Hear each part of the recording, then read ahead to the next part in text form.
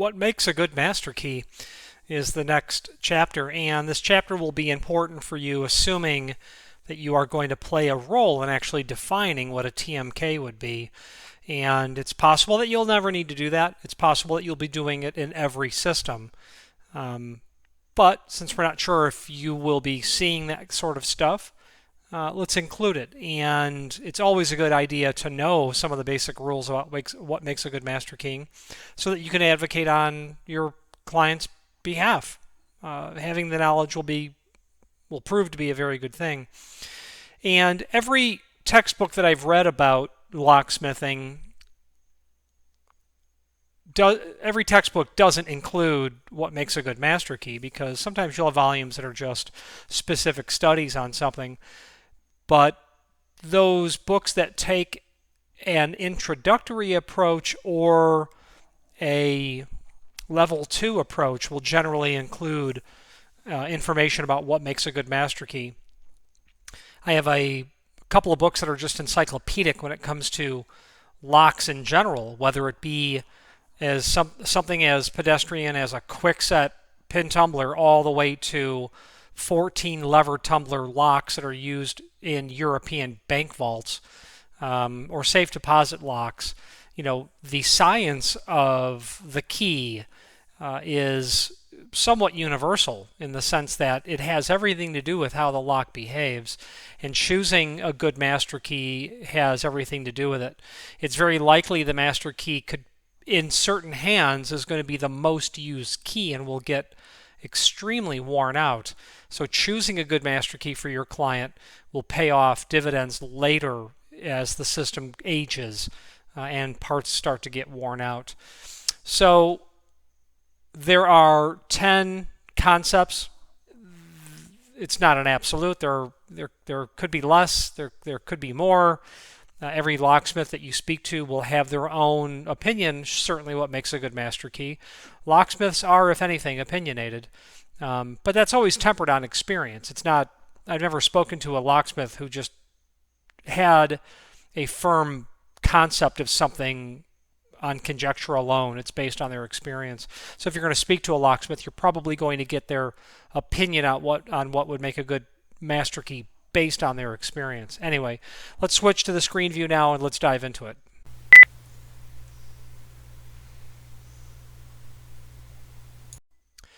Okay, what makes a good master key? Creating the bidding for the master key will likely not be your job, as you will rely on the factory for this, though this primer ought and will touch on points that are agreed to as what characteristics a good master key should have. So there are some of those characteristics, however. So here are some of those characteristics. However, please note the ANSI standard gives explicit guidance in this regard as well.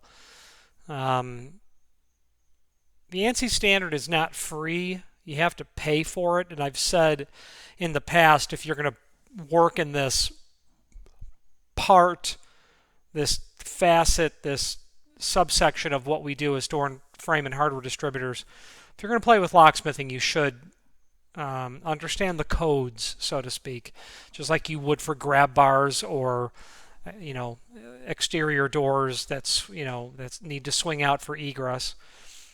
Point one, a good master key ought to have one cut that is the shallowest in the system, so that change keys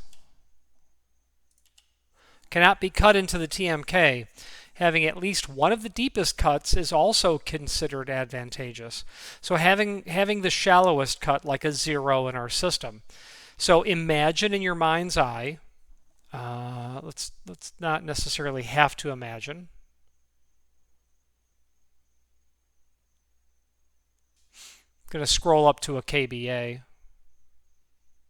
Here we go. Here's a KBA with a 0. That's 470529. That's the master that I've used. Oops. Okay, it's the master that I've used. And we can see that our progressives are 2, 4, 6, and 8 in this KBA.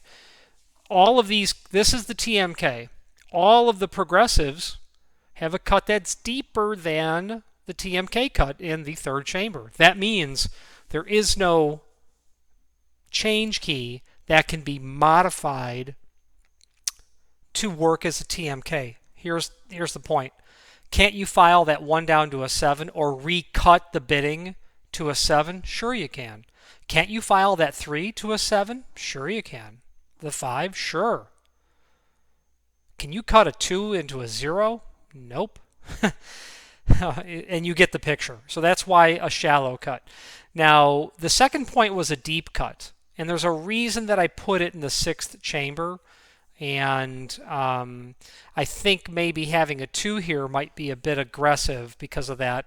It's a large, you're at the max for Schlegg, the 7. But there's a reason I like to have that. And let's scroll back to where we were. We're on page 82 of this primer, and there's currently only 93 pages. So short of me coming up with new chapters, we're getting to the end here. Although I think there's 10 more components in those 11 remaining pages. So that's what I did. Having at least one of the deepest cuts is also considered advantageous. We'll talk about that. I think what it has, well, let's talk about it. We'll talk about it in a moment, but in a certain component, having one of the deepest cuts will ensure that you have variation in your cuts in a single key. And I think that you could argue that also helps to give the concept or the perception that it randomizes the key.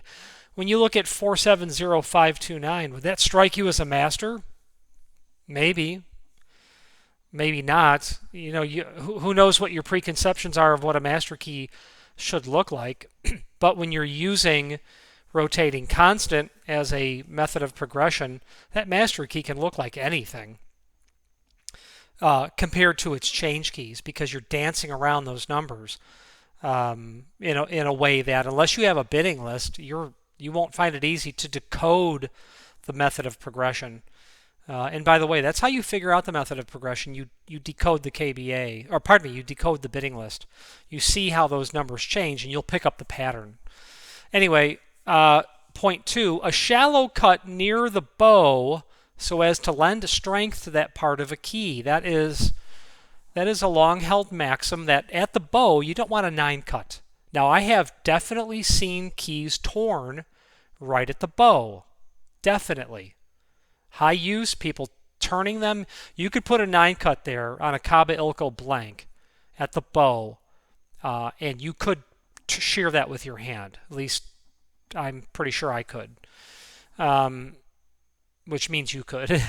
And so I don't like to use anything deep there. Now,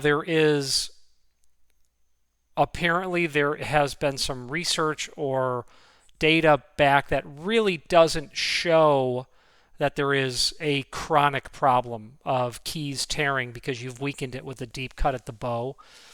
But nonetheless, I've seen it. Keys don't get fully inserted until they're started to turn, or they're taken out partially and you're turning it, causing that weak area. And it is weak.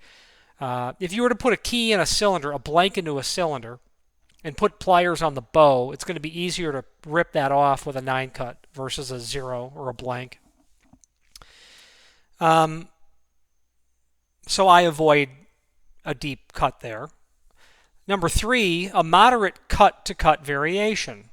I think that has everything to do with those pins really rising and lowering aggressively every single time. You're increasing the surface area that the pin makes contact with the key blank, lending to perhaps premature wear and tear on the key blank and certainly the pins. And speaking of the pins and the key blanks, you always want to have the same metal. Don't use a nickel silver blank if you have brass pins, and don't use a brass blank when you have nickel silver pins.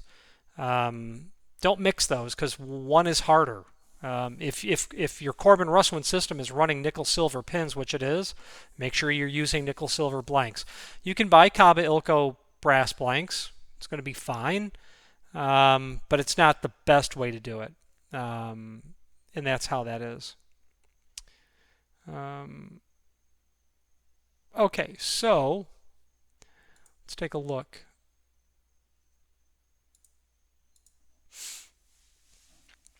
For not more than 2 successive cuts are to have the same bidding.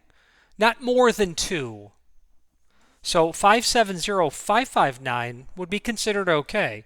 575559 might not be. That's easier to rake when you've got pins that are like that are the same height. That's going to be easier to bypass, not by me because I'm not good at picking locks at all, but there are those who are exceptional at it that are scary in terms of how good they are. So you don't want to make the job easier, which will lend into why I have a 9 in my deep cut. You just don't do it. So when you have your KBA, you're going to come across keys that have the same successive cuts. You'll discard those and not use them. A deep or deeper cut on the key immediately adjacent to the cut at the tip of the key, coupled with a shallow cut or shallower cut at the tip of the key. The deeper cut acts as a guard pin to thwart picking. What that means is, and I have it basically in reverse in my master key. If you are trying to pick a cylinder and you have the chambers 5 and 6 as a 9-2, if you're trying to pick that 2 pin, you've got to really lift up that 9 pin to get the 2 pin to move. So it's somewhat thought of as a guard pin. So it's 9, in this example it'd be 9-2, and you can think of it that way. So if I'm going to design something, I'll have that sort of relationship between chambers 5 and 6 because I want to thwart being able to pick it easy. And then in the world of locksmithing, we're really not concerned with people picking locks. Do people break into houses that way? I suppose. I'm not aware of it. But using best practice as our standard, as the way to design the system, is why we're talking about it.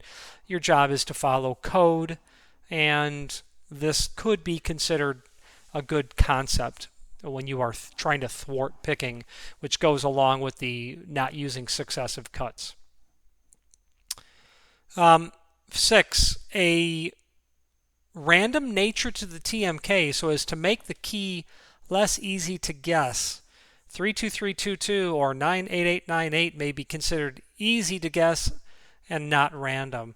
Sure, that number's random. If you have a KBA that your TMK would allow those cuts to be generated, they're as valid as anything else.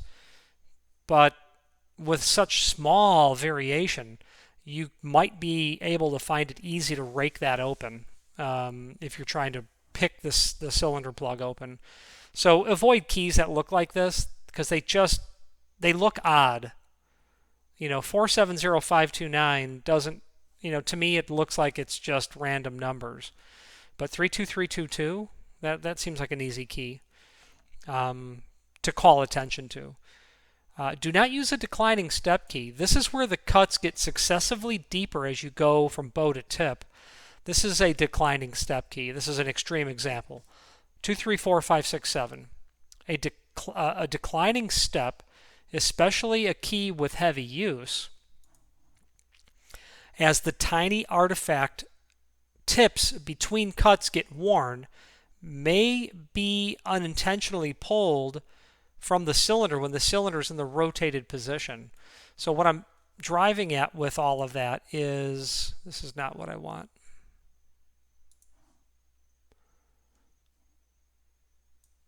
What I'm trying to drive at here, and you're about to see the world's worst drawing of a key blank.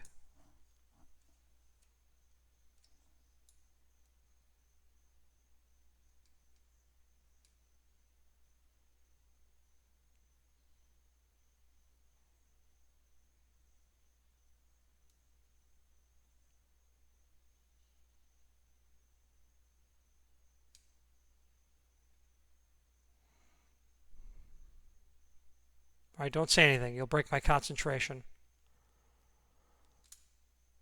Just allow me this. Deep, not as deep, not as deep, not as deep, not as deep. That's a declining step key. Now,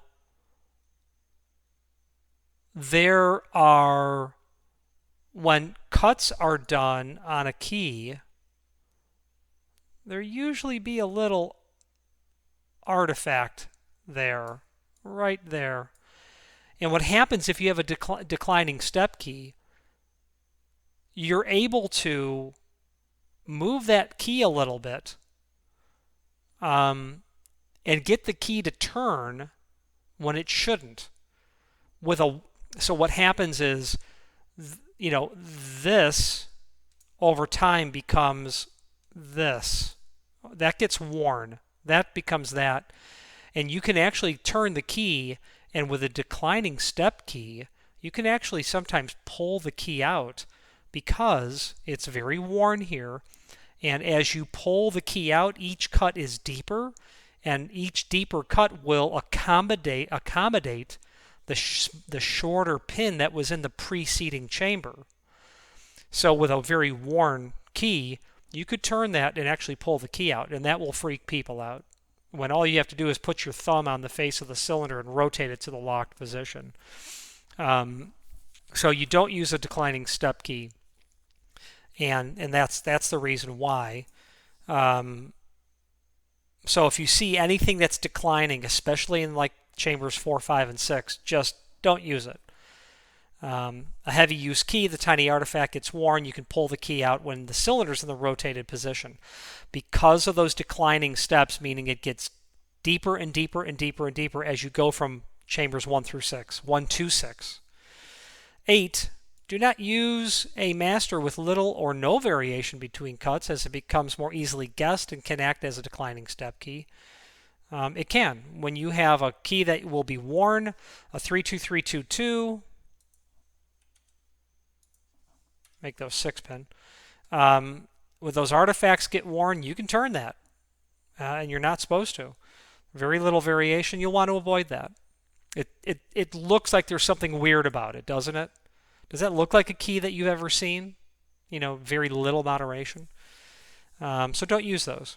9, be absolutely sure you have geographical distance between systems where the master keys are of the same system, such as length of cylinder, depths in the system, and max.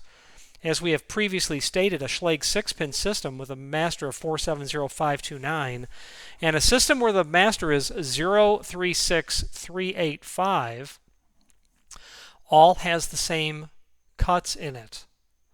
So if you write a KBA in Schlage with this as the TMK and with this as the TMK, sooner or later you're going to get all the same biddings. Pardon me. You will get the same biddings. You will get all 4096 biddings will be the same. They'll just be in a different order. Why is that the case? Well, first of all, it's because the parity is the same. In chambers 1 through 6, if you study those numbers, I have odd and even observed between the two of them. If I were to play with the parity, I wouldn't have that. If I had, odd here, and I had even here, I'm not going to get, or I had, I altered the parity in a chamber between the two keys just one time. There will be a number of those keys that there will be a large part of the system that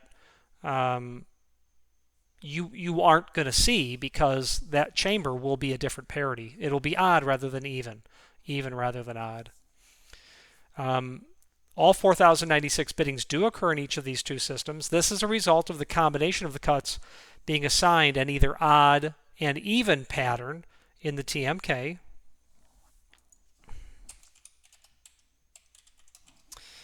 If you study both of these two possible TMKs, they will have the identical odd-even pattern. This is called parity. Let's get rid of that. And will be explained next. Having different parity patterns is another subject of study and is used to more successfully deploy master key systems.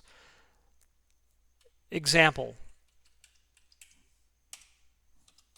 If you have two 100-unit condo buildings on the same street, and back in the 90s, starting in the 80s and all through the 90s in the West Loop of Chicago, condo buildings were going the south loop, the west loop, they were going everywhere. I mean, we were constantly, we always had one or two 100-unit condo buildings that we were supplying doors, frames, locks, hinges, closers, weather stripping, the whole 9 yards. Very easy work. You've seen one, you've seen almost all of them. If you have two 100-unit condo buildings on the same street, certainly don't use the same TMK, but also be sure you use different parity in those TMKs. Better yet, use a different keyway altogether. Go with E rather than C. It's not going to cost any more money. Considering different or restricted keyways, system to system to thwart interchange may be a solution where geographical distance is not a variable you can control. And Jerome Andrews' CML book, Fundamentals of Master Keying, has a tremendous amount of information regarding having a master key ledger, which is anonymous. It's a listing of what you have cut and where it's deployed, so you are literally keeping those similar systems or identical systems away from each other as best as possible. Number 10, select a master key that will produce fewer rather than greater losses to max. I mention this only to state that if you get into the actual design and creation of bidding, be mindful of losses due to max, and your selection of a master key impacts these losses. Another point to consider is designing your SOP to push major max losses to later in your system. Progress the max loss chambers last in your KBA. Your sequence of progression, F, E, D, C, B, A.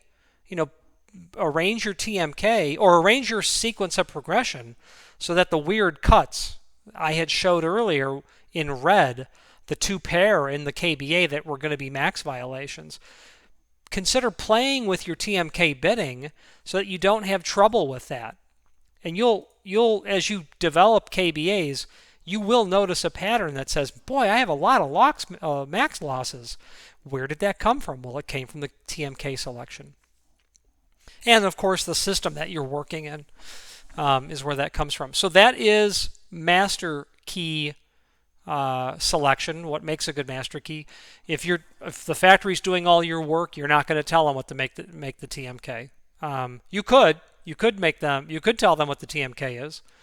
But if you don't need to be the person telling them that, then let them arrange that, because they'll certainly, I would imagine, be following best practice. The next chapter is parity. We're going to talk about that for just a small amount of time. Let's wrap up this video on camera.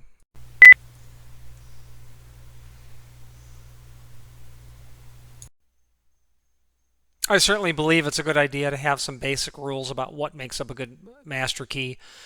You can also be much better at looking in your mind's eye into a keying system when you see the master to say, okay, if you did have 323223, you can think in your head, boy, I'm going to have a lot of keys that are going to have a very repeatable pattern early in the system. 323223 is going to be 323225, 227, 229, 221. And then that fifth chamber is going to cycle. But then you're going to get that 3 cut in the 6th chamber on the next set of keys. Well, every 4th key. And it's just a lot of, you're going to have lots of similar cuts, but then the one column that you're progressing there will change, but 1 or 2 of those keys will still be quite similar. 2 or 3 of them are really going to be still quite similar. And then what you'll end up doing is realizing, okay, I need to maybe turn that into a limited position progression and drop some of those progressives rather than have 323223. Don't go to 5 4 4 5 4 4 5. Drop those progressives, or have a progressive in one chamber that's 3 cuts away, and over here have it 5 cuts away, and then have it 2 cuts away. Play with the KBA, turning it into limited position progression if your expansion specification will permit it, so that you can get good biddings. and not have to deal with those max losses or those weird looking keys right away. Again, are you going to need to walk around knowing all the rules of good master key selection? Probably not. In my opinion, are you better off knowing all about it? Absolutely you are. So parity, we just talked a lot about parity. Let's just create another chapter called parity, and let's do that now.